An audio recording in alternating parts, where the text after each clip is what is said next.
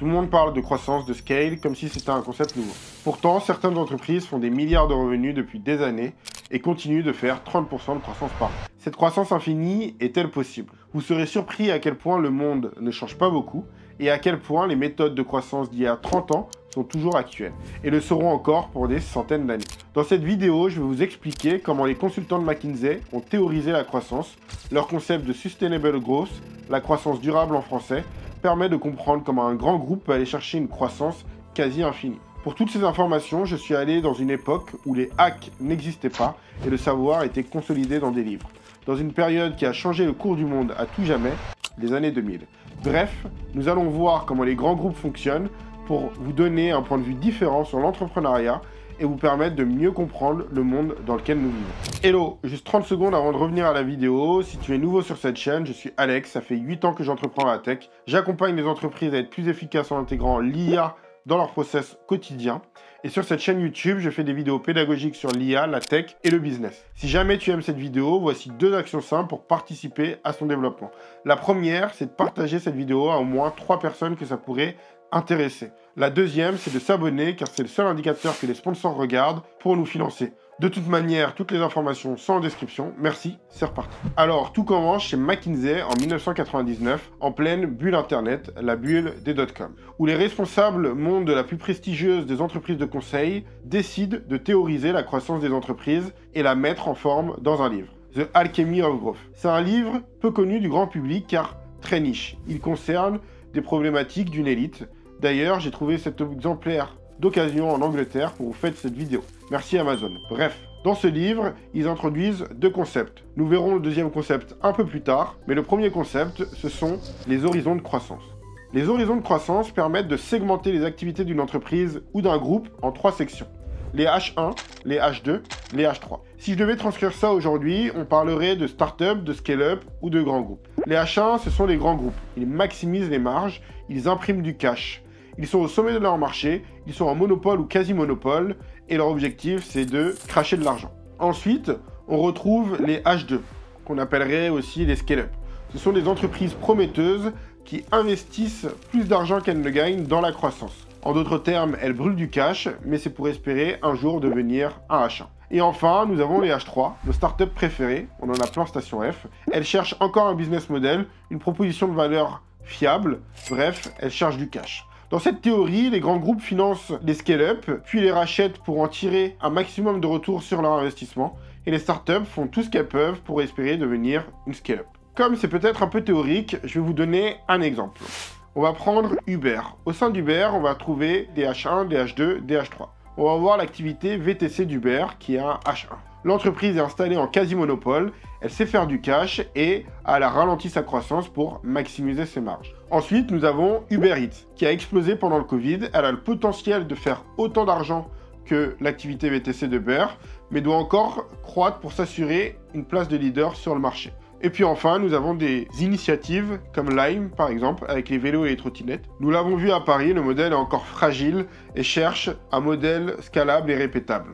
En France, si vous voulez un autre exemple, on a Blablacar. Blablacar, le covoiturage, c'est un H1. Blablabus, les bus européens, c'est un H2. Et Blabladelli, pour ceux qui ne connaissent pas, c'est le covoiturage du quotidien de Blablacar et c'est un H3. C'est pas encore stabilisé. Ils cherchent encore leur business model et à le rendre pérenne. Et donc à chaque fois on a la même logique, on doit trouver un nouveau produit business model avec des H3, le dupliquer dans tous les produits régions à l'infini, le H2, et ensuite maximiser ses profits pour rembourser les investissements, le H1. Les grands groupes produisent ou achètent des H2 pour les transformer en pouleuses d'or un jour. Car si le Graal de beaucoup d'entrepreneurs est de se faire racheter des millions par des grands groupes, le fameux exit, quels sont les leviers utilisés par les grands groupes pour rentabiliser leurs achats? Les entreprises ont 2 leviers pour augmenter leur potentiel de croissance, la distribution et la production. Plus un business est grand, plus un business est ancien, plus il a eu le temps de se perfectionner sur ces 2 leviers. La distribution ou la relation, c'est l'asset d'une marque pour toute son acquisition.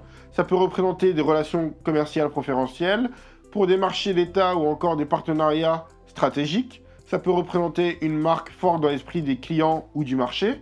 Ça peut représenter une base client existante et facilement accessible, ou encore des partenaires comme des associations de compagnies d'assurance ou les Big Four dans les cabinets de conseil.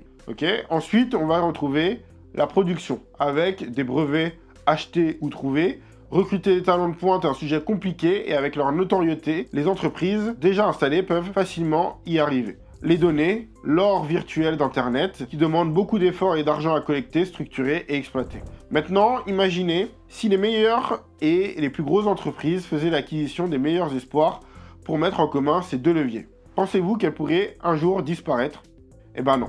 Et c'est exactement la même logique avec les grands clubs de sport. Ils attirent le public et les grandes occasions, donc ils font des exploits, et il leur suffit de prendre les prochaines pépites dans les autres équipes pour ne jamais quitter la première ligue. C'est un peu la même chose pour les entreprises, mais à l'échelle du business. Mais comment bien s'organiser sur l'exploitation de ces leviers si on a des horizons différents dans son entreprise? Nous allons voir comment chaque horizon définit ses objectifs pour se compléter. Alors, les horizons sont parfois des sociétés à part entière, mais la plupart du temps, elles sont au sein de la même entreprise. En tout cas, pour le commun des mortels, ce sont des activités de l'entreprise. Et quand on n'a qu'une seule activité, ça va être une phase de notre entreprise. Donc, cette fois, on va suivre les objectifs en partant des H3 vers les H2.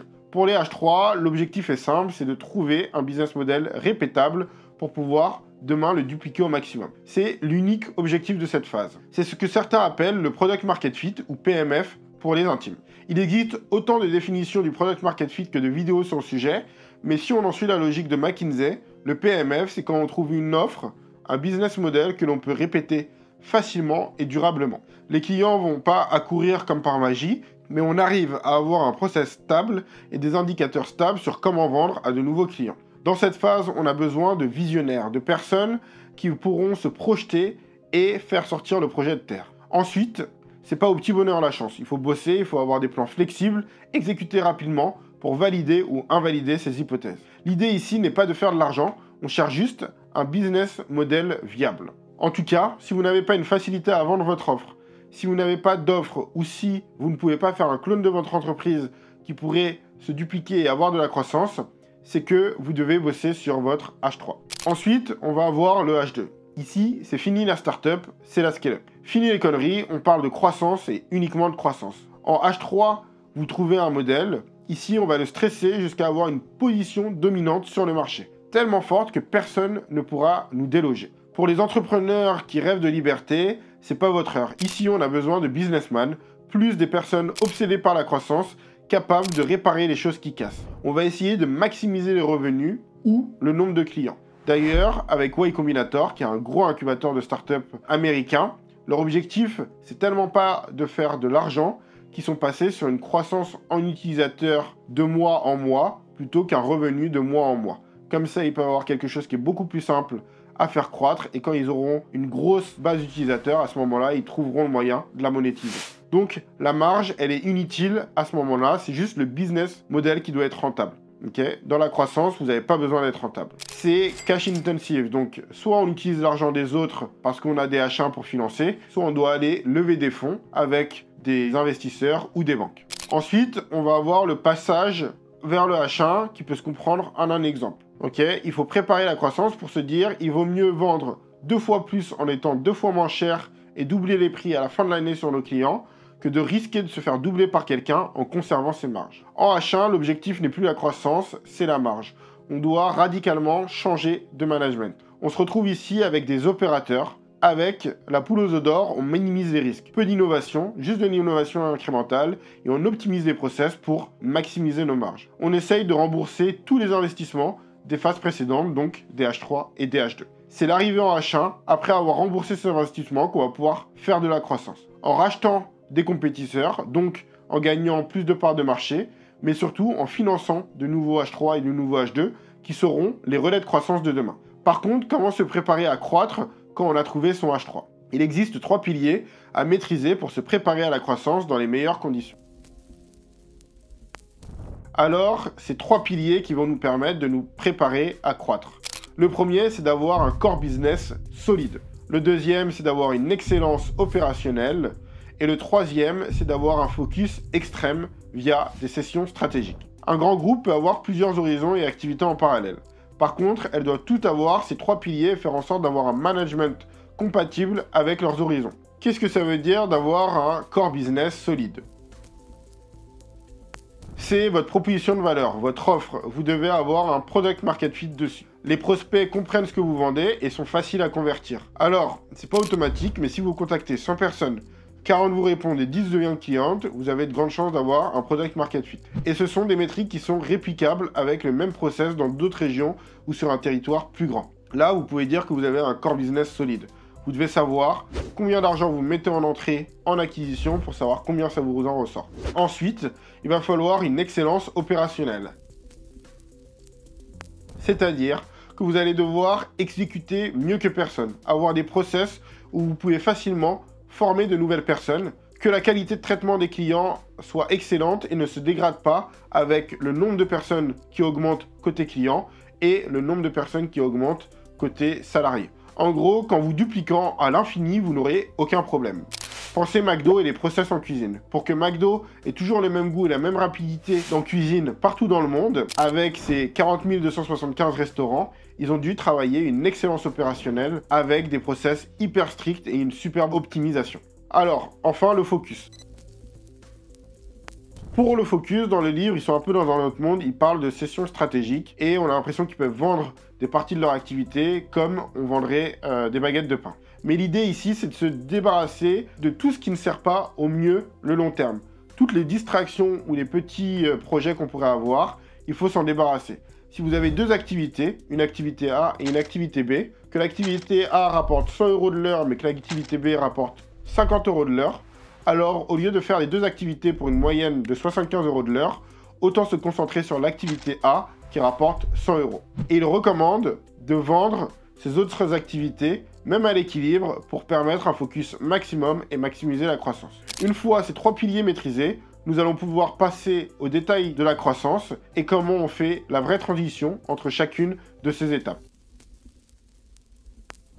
Le secret réside dans le deuxième concept. Le deuxième concept, c'est celui le plus important du livre, c'est les escaliers de croissance. C'est comment on peut découper les objectifs en plein de sous-petits objectifs, rendant le chemin plus fluide comme un escalier. Si on veut monter étage par étage, c'est plus dur que de monter les marches une par une.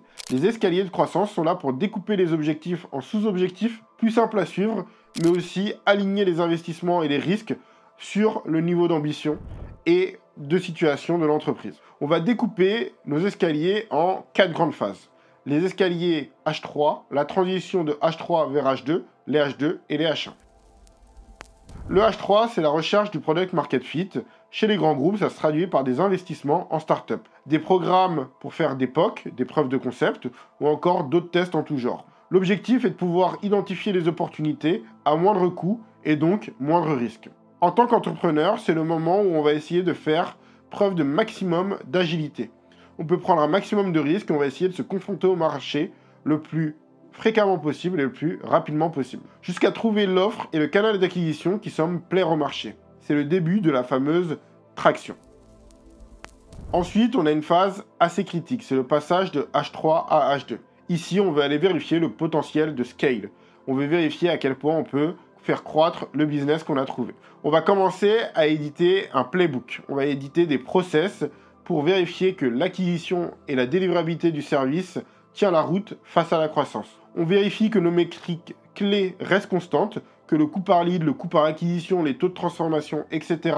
restent constantes au fur et à mesure qu'on intensifie les investissements. On va chercher à voir si le business est aussi répétable malgré la croissance de personnel. Est-ce qu'on peut recruter de nouvelles personnes, les former, les rendre opérationnelles rapidement en conservant la même qualité de service? Si toutes ces étapes sont validées, félicitations, vous passez au prochain niveau. En H2, il faut être bien accroché et avoir le portefeuille bien rempli. En startup, on parle de levée de fonds en série A ou série B. On prend tout ce qui marche et on le duplique à l'infini. La croissance coûte cher, mais on cherche l'accélération. Alors, vous allez me dire pourquoi la croissance coûte cher. Car souvent, on va dépenser pour recevoir. Mais avant, il faut avancer l'argent. Imaginons qu'on dépense 100 € pour avoir un nouveau client qui va nous rapporter 600 € par an. Pour le moment, rien de problématique, nous pouvons être rentables. Sauf qu'on va devoir rembourser notre acquisition seulement après 3 mois. Parce que s'il nous rapporte 600 € par an, ça veut dire qu'il nous rapporte 50 € par mois. Donc, on va débourser 100 € pour avoir 50 € par mois, plus la valeur pour délivrer le service. Donc on va se retrouver avec 150 € encaissés au bout de 3 mois. Et c'est qu'à ce moment-là qu'on aura remboursé les 100 € pour avoir de nouveaux clients. Mais sauf que notre objectif, c'est l'accélération. Donc si on le fait pour des centaines, des milliers, voire des centaines de milliers de clients, ça peut vite coûter cher. C'est ce qu'on appelle le besoin en fin de roulement. Donc, en H2, on va avoir tendance à surstaffer les équipes pour anticiper la croissance future. C'est pour ça que l'argent ne doit pas être un problème, car le seul objectif, c'est la croissance. Donc pour ça, il va falloir être bien équipé, avoir les caisses solides, soit par levée de fonds, soit par des H1 qui peuvent les financer, et il va falloir investir massivement. Avant qu'on estime que l'objectif, c'est la rentabilité, à ce moment-là, on va basculer à la dernière phase, le H1. Dans le H1, l'objectif, ça va être de réduire les coûts inhérents à la croissance. Le petit calcul que je vous ai expliqué, vous allez avoir moins de clients, donc vous allez gagner l'argent de vos clients pour rentabiliser le plus vite possible. À ce moment-là, on va réduire la croissance, on va réduire la dépendance à la dette, on va pouvoir optimiser tous les process pour délivrer un service au moindre coût en gardant sa position dominante. On va aussi pouvoir monter les prix, car le seul objectif ici, c'est la marge. Cela rend l'entreprise moins excitante, mais beaucoup plus intéressante d'un point de vue financier. Boring but wealthy. La boucle est bouclée. Avec les profits du H1, on peut financer les autres horizons, H2, H3. Ils peuvent aussi profiter de leur maxi profit pour racheter les concurrents et utiliser leur position dominante pour rester au sommet de la place de marché.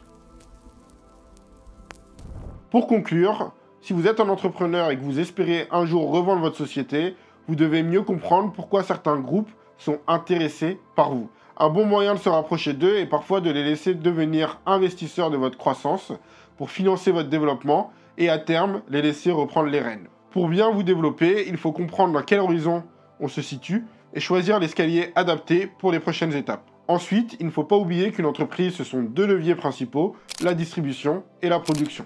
Essayez de trouver ce qui fait votre avantage et développez-le le plus possible, en gardant à l'esprit les trois piliers, le core business solide, l'excellence opérationnelle et le focus extrême. Et depuis la grande accélération de l'intelligence artificielle, l'excellence opérationnelle peut être poussée à un niveau encore plus important. Si vous êtes au début, trouvez le modèle qui fonctionne pour vous, optimisez-le pour le rendre réplicable, puis répliquez-le au maximum. Attention, la croissance n'est pas de tout repos et expose au risque de tout perdre. Une fois au sommet, coupez les coûts, recrutez des opérateurs, récoltez le fruit de votre travail. Vous pourrez à ce moment-là refinancer votre croissance avec les nouveaux entrants. Si vous voulez travailler sur votre entreprise, comment la structurer et la développer à l'ère de l'IA, les liens sont en description. Et n'oubliez pas que tout le monde n'a pas besoin de croissance. À bientôt.